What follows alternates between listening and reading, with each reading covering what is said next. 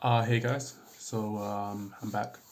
Um, Many things to talk about, a lot of things to talk about. Of course, we'll cover things one video at a time, and at the same time, we will um, then break down each video into further segments in new videos. So again, it's still introductions to each topic, and how they have helped me and how they have improved my life. And the topic of today is an unknown science. It's not too well known at all, but probably the most critical science that isn't yet mainstream, which is called photobiomodulation. Um, what is photobiomodulation? How does it benefit us? Um, how accessible is it? These are all things that I will explain later. But to first introduce it, let me show you a product I bought. So this product, and there's no sponsorship or anything like that, but this product is from a company called V-Light. This is quite a hefty product. You kind of stick it onto your head. I'm not going to take my hat off, but stick it onto your head, and there is a intranasal part that plugs that you stick into your nose. And effectively, what photobiomodulation is. So effectively, just as how plants take in light and produce energy, so the process for photosynthesis, in our mitochondria, so the energy producing part of our cells, in the mitochondria we have enzymes that also respond to light. uh, they respond to quite a few wavelengths of light, but the most key ones as it relates to photobiomodulation is part of the red spectrum and part of the infrared spectrum.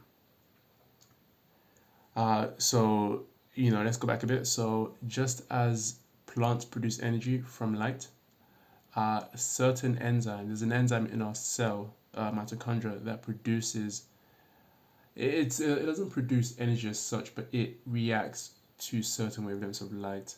It effectively absorbs it through a number of pathways, and from that there are a number of health benefits. And uh, with regards to health benefits, in order to understand how it works, you want to understand two things. The first thing is a compound called nitric oxide. Nitric oxide is effectively a byproduct of the mitochondrial function. So as it's producing energy for the body, as it's producing energy for the cell, as a byproduct, it produces nitric oxide. Now, nitric oxide on its own is not a bad chemical. Of course, we all know its benefits in the body. The main one being blood circulation. It improves blood circulation, which is why many supplements that aid blood circulation and aid the production of nitric oxide is very beneficial for many people. But as it relates to the mitochondria, as a byproduct of making energy, we produce more nitric oxide, but the nitric oxide itself is detrimental to the mitochondria. And what it does is actually it reduces the mitochondria's ability to respire, to breathe. This is problematic in countless ways. But let's go back to the main thing at hand. So, nitric oxide produced as a byproduct of your body making energy, it stays in the mitochondria, and this reduces the mitochondria's ability to breathe. And what does that mean? The mitochondria can no longer produce energy as it wants for the cell. This means that the cell may begin to deteriorate and perhaps even die as a result of not being able to produce energy for the cell. Now, if you look at a micro level, okay, one cell with not functioning as it wants to, it's not an issue. But what happens when it's, a number of cells, a section of the brain, a part of another organ, it clumps up and starts to build up, because once one cell starts to not function properly, ultimately organs are just a lump of loads of cells. So if one part starts to break down, eventually we can see a collapse of the whole organ, and it's something we see as we age. The degradation. A lot of illnesses are very much caused by a degradation in energy production. The body just can't keep up, and it can't keep these parts of the body sustained. Okay, so we have the problem. We have a problem of the cells deteriorating, and so now comes photobiomodulation. With photobiomodulation, once the enzyme picks up this wavelength of light, so as I mentioned, it's part of the red spectrum and part of the infrared spectrum, through a number of processes, what then happens is the nitric oxide is pushed out of the cell. So remember, this nitric oxide that has been causing problems, that has reduced the mitochondria's ability to breathe, and in some cases the mitochondria has died, or stopped functioning, the cell has died. This nitric oxide has now been pushed out of the blood, and as a result of that, the mitochondria now has the capability again to respire and breathe as it wants to, and produce the energy again for the cell. It will begin to repair the cell, and it will then, as a whole, begin to repair an organ or a part of the body, as a result of now being able to function as it wants to. So, there are where do I even go? Where do I even start with all of this? It's the benefits are, if we go to the benefits I've experienced, I mean, it's just night and day. You may hear that a lot of times on this page, but it is truly night and day. I think I've had very low moments in my mental health, absolutely low moments, but one I recall quite succinctly was last year, so we're talking August 2021. I think my mental health was at a brink of collapse. It was truly on the edge, and I'd come across this this photobiomodulation, and in fact it's quite interesting how I came across it. So as I mentioned before, I do hot yoga. So it's yoga, but they heat up the room to like 40 degrees Celsius. So it's very hot. With that, it's so hot to the point that, the really deep tissues that you can't really get with non-hot yoga is now starting to soften up. And as you stretch, you really get into the deep tissue and reduce a lot of tension. Of course, I'll do a video eventually on hot yoga, but I was looking for hot yoga on an app I use for hot yoga. It lets me know about loads of different studios called ClassPass, and I was looking for I wasn't looking for yoga. I was looking for acupuncture. I thought I'd try it out. And in search of acupuncture, I came across a session somewhere called low level light therapy, and I was interested in that. So I come across this session called low level light therapy, and it sounds weird. What is this? What is this low level light therapy? So I'm still focusing on finding this acupuncture session that, somewhere I can do acupuncture. And I'm having difficulties on the app. The app is having some technical problems.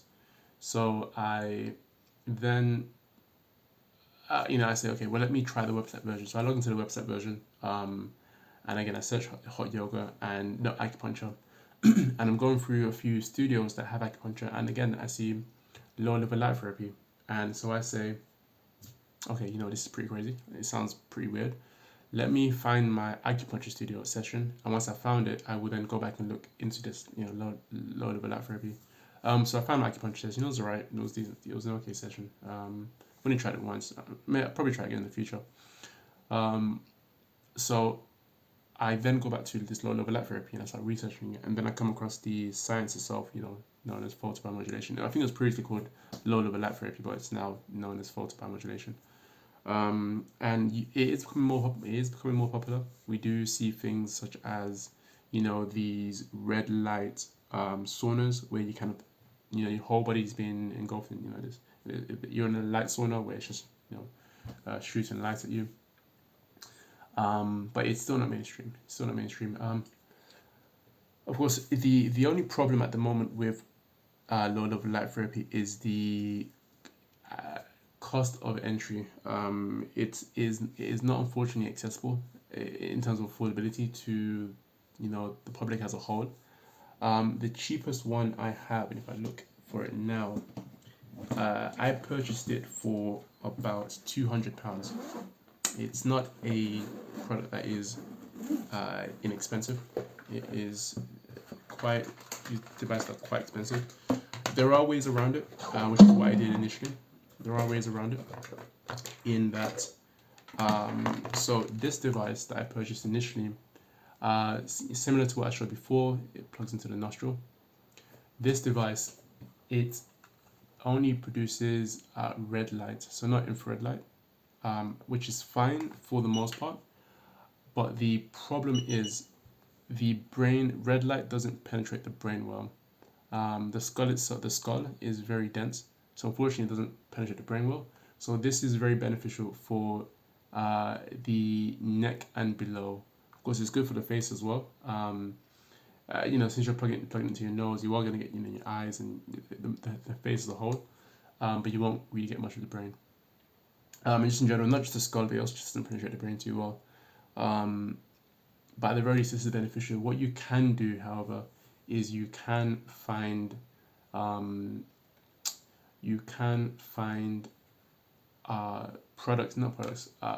torches or flashlights that produce those wavelengths of light.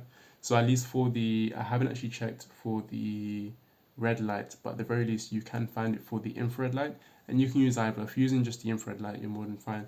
And it was maybe £25, a lot cheaper. You can find even cheaper ones actually. If you just search up, the wavelength is roughly 810 nanometers. So that's a very good wavelength of light to find.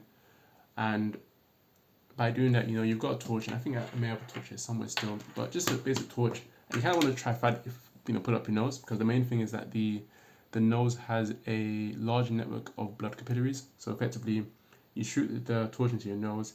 There's a large network of sort of pathways the blood travels, and with that, the light travels into the bloodstreams, and then sort of goes throughout the whole body. And so that's why the nose is a very effective way to produce these effects.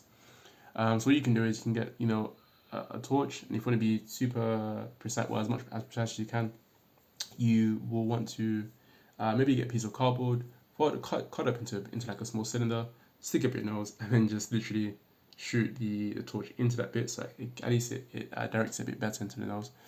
And that's the most basic one you can do. It's not the worst. I mean, this main one that I purchased, I actually took a loan out for it. It was about in total 2K, along with the other accessory that connects to the back of your head to create the whole picture. But this is infrared light, because the infrared light penetrates the brain, completely. I took out a loan for that. My health was at rock bottom. I'd researched it. I tried out the torch. I purchased this, and they were all effective. So I took the dive, and it was the best decision I could have ever made. So yeah, one of the benefits, of course, your energy goes through the roof. Your fatigue, there is a certain fatigue you can't get rid of from sleep. And me saying that, I'm sure that resonates in a lot of you, and I'm sure you guys kind of have an idea of what that sort of fatigue is. It's a fatigue that just doesn't go away with sleep. It's kind of like a fatigue that seems to just be building and building. And by doing this, you do get rid of that. You also, another benefit is your sleep. So what I found before I actually purchased this main infrared one, with using the infrared torch, my sleep improved dramatically. I mean, drastically. Again, you're gonna hear night and day a lot, but night and day, I can't vouch for it enough in terms of the improvement in sleep. What I think the best way for me to explain it in terms of when I explain it to people is that let's say you're waking up at 8 a.m. You might typically be groggy. What you find is that you wake up at 8 a.m. with the same vitality that you would have at 2 p.m. It really is fascinating, and it's very strange. I mean, well, it's a strange feeling initially, because you wake up and you're bouncing, you're bursting with energy, and it's a very alien feeling. But it's just what happens as a result of actually just cleaning up the cells, cleaning up the mitochondria, and actually allowing your body to now produce energy again. And then so you can use it once a day. I mean, over time, once you've cleaned up the system quite well, you can kind of use it once every few days, once a week, or you can maintain the once a day, just depending on your activity level. But that's just one of the many benefits. I mean, I'll probably discuss this again in the future, and probably segment it a bit better, or at least kind of create a better structure for this video. I think the last, uh, what it also does, and again I'll discuss it in another video, around the lymphatic system, is it does activate the brain's lymphatic system, so it creates a lot of drainage and a lot of reducing a lot of fluid, and it's also known to reduce uh, the word has just left my head, which is pretty ironic, but amyloid plaque, so the plaque associated with Alzheimer's, effectively. So it does help reduce that. So people with Alzheimer's, they've done a few VLAB, for example, have done some clinical studies where they give it to Alzheimer's patients and they function a lot better. Before where they were stumbling around and couldn't really do too much for themselves. Now they don't really need a care as much as before. They can sort of function better. So there are a lot of benefits as it relates to restoring the function of the mitochondria, reducing the plaquing in the brain, and just helping cells repair, helping parts of the brain repair. And lastly, before I go, one last benefit I found was that it was almost as if parts of the brain that hadn't been functioning properly for a very long time woke up, and then my cognition improved tremendously very quickly. So that's just one of the benefits. Of course, I won't go on for too long. There'll be many videos on this. So yeah. Again, that is the end of this video. Again, I appreciate anyone that has come this far. Any questions, just drop me a message in the comment section. I'll reply when I can. Amazing. Thank you all. See you.